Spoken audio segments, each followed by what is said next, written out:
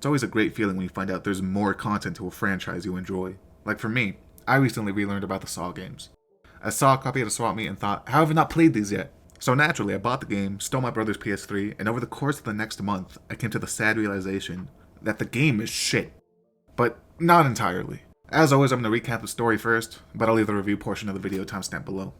Probably. After being escorted through a derelict, decrepit asylum, we awaken to the voice of one of the most sadistic, depraved individuals to have ever existed. He will put us through some of the most inhumane torture the human mind can conjure. Oh, it's Jigsaw. Well, that's a little better. I thought I was on the set of an upcoming Mr. Beast video. Our protagonist, Detective David Tapp, was saved from a life-threatening gunshot wound and brought here to the Whitehurst Asylum, where Jigsaw wants him to learn to appreciate the gift of life. Not just his, but the lives of others. Human life is precious. It shouldn't be taken senselessly. With that being said, he arms us with a bat, letting us go buck wild on a couple dudes before we reach our first trial. Amanda Young. Tapp was continually harassing this poor woman for information on Jigsaw, despite, allegedly, never seeing the man. So naturally, Jigsaw kidnapped her and injected her with a lethal toxin. We cure Amanda, and after this eye-opening experience, Tapp has an epiphany, realizing that he's been going too soft on her. For her safety, a pig mask appears, taking her away, while we get dragged down to the basement for misinterpreting the wisdom Jigsaw is trying to impart. You can't be forceful with people. In the basement, we reach the next trial, Jennings Foster, Tapp's former co-worker. Working for the police department is a stressful job, made worse by the fact that there's a serial killer on the loose. So Jennings likes to unwind with a little day drinking. Really, he's only a danger to himself, and the homeless community. He swerved to avoid a pothole, resulting in him hitting and dragging the homeless guy. Only for a few blocks, but long enough for Jigsaw to notice. Not wanting to get fired, Jennings framed a struggling father of 5, who was on his way home from working a double. Now that man is a prison bitch, and his kids are separated in foster homes all over the country, because his wife ran out on him with someone who's not a convicted felon. But Jennings is still a free man, so equal trade in his eyes.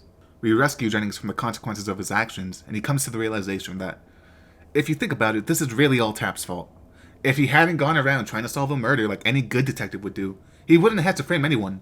And so he disappears into the shadows. Next up on a long list of people David Tapp pissed off is Melissa Singh, his former partner's widow. After Steven's little workplace mishap, she tried every trick in the book to get Tapp to face some kind of charges for her husband's death. 4 weeks, she's been barging into the police station with a strongly worded letter to the commissioner. She constantly has flowers delivered to Tapp's apartment with hate notes attached to them. And most recently, she started a blog at www.diedavidtappdie.org, where she uploads daily hate essays.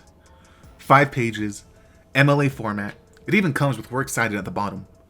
This never-ending rage she has for Tapp outweighs all other responsibilities in her life, including that thing that lives in her house, her son, Franklin. Since the funeral, he hasn't been fed, hasn't been bathed, and has been walking 7.4 miles to and from school every day, which is what landed Melissa here in Jigsaw's Asylum of Fun. Despite Tapp saving her from dying a painful death, Melissa decides to double down on the Tapp hate, leaving the asylum to go bake homemade cookies with handwritten messages on them, like, "It's all your fault," "It should have been you," "I hope they find you torn into little pieces in that asylum."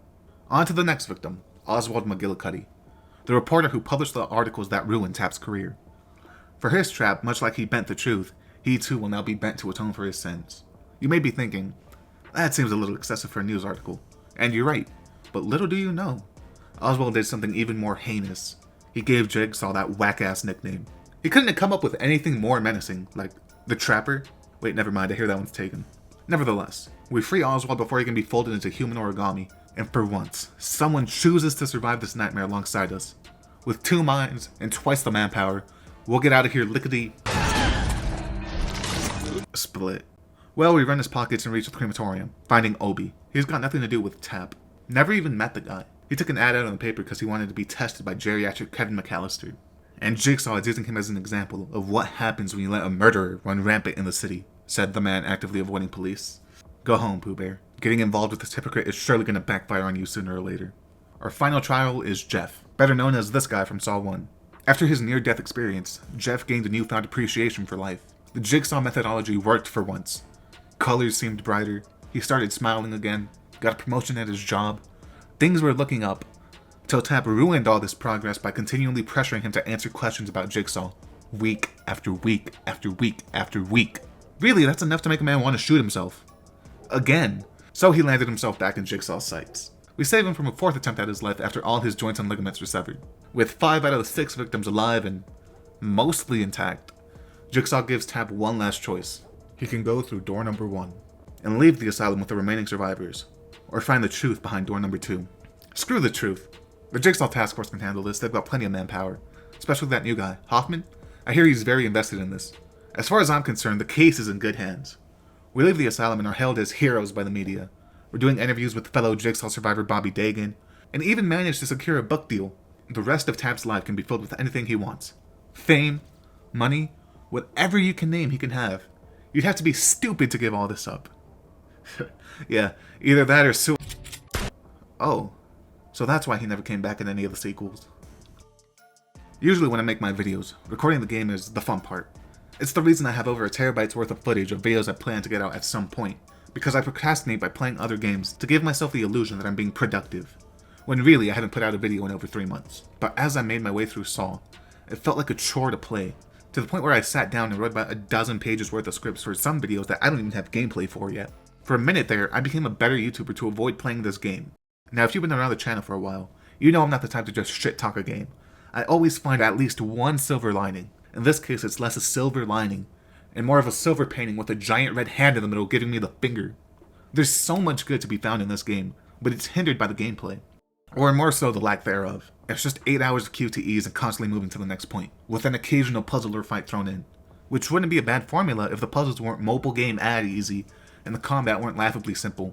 That is on the few occasions where you have to fight and you can't trick an enemy into killing themselves. But I can almost excuse the terrible repetitive gameplay because honestly, I didn't come for a good game.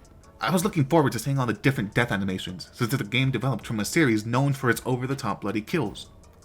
The traps at the end of the levels do deliver, especially Melissa Singh's trap. But 90% of the time, Tap's deaths, the ones you see the most, are via tripwire. There's no worse feeling than losing 10 minutes worth of progress.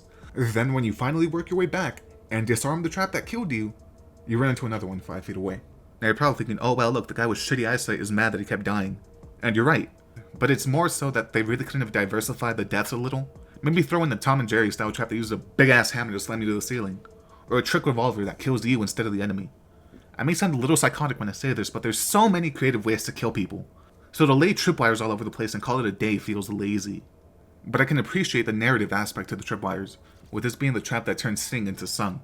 It's being used as a constant reminder of Tap's failure to save his best friend. However, the same cannot be said for the broken glass mechanic. It's stupid from both a narrative perspective and a gameplay perspective. I never died to it, it's more so of an inconvenience than anything. But the reason it frustrated me is because you mean to tell me this high-ranking detective didn't think to take the shoes off anybody he just beat with a bat? Like no one else in this damn asylum wears a size 10. Now that I brought it up, the environment is one of the most important aspects to a horror game. And Saw did not disappoint. As you travel to new areas of the Whitehurst Asylum, you're constantly met with people who are about to fail their test and pleading for help. Or you see the result of a failed test. Some of these come with a mini cutscene, showing the victim's final moments with the jump-kitty nature of the first few movies. But my favorite is the other kind, where in passing you only see the end result. Because it's one thing watching a movie and seeing Carrie have her ribcage inverted.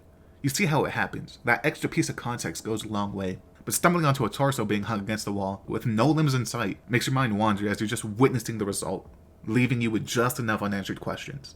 Not enough to necessarily make you scared, but enough to make you feel uneasy, and enough to leave it up to your imagination to imagine what kind of elaborate trap they were put in. And that's not even the main focus of the game, that's just set dressing for the real game taking place at hand. Tap's game is all about obsession. His obsession with Jigsaw is why he's here in the asylum, along with the 6 victims. I'm not going to go over all of them, so I'll just give you my favorite and least favorite. Easily the best one was the area with Melissa Singh, the widow of Tap's partner from the movie. You get to see the far-reaching effect Jigsaw has on people. A topic that's never really had an opportunity to be touched upon in the movies. Yeah, there's the Jigsaw support group in Saw 7, but there's dozens of characters who never interact with Jigsaw. He changes the course of their lives forever. Riggs' wife from Saw 4, Jeff and Lynn's daughter from Saw 3, and plenty of others all have integral pieces of their lives ripped away from them, only to never be seen or heard from again.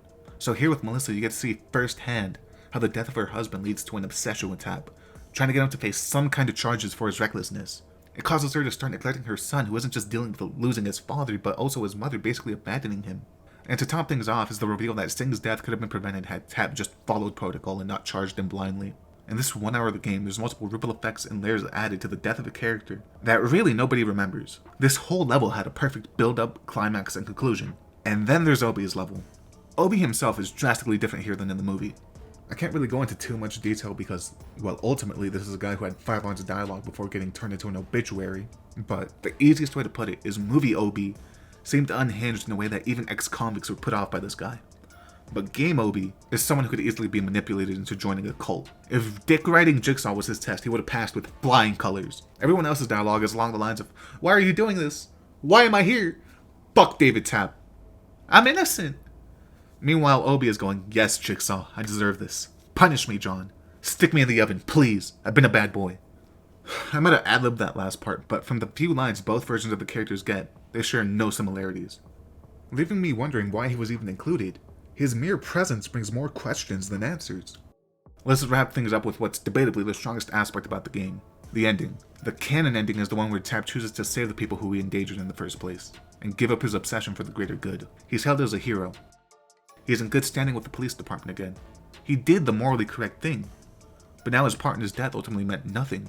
It doesn't matter that he's become a local, possibly even national hero if his best friend isn't there with him. It's made worse by the fact that every time he went up against Jigsaw, he was outplayed each step of the way. He can't avenge his partner, and he can't live with himself knowing he let a serial killer go free, so he ends it.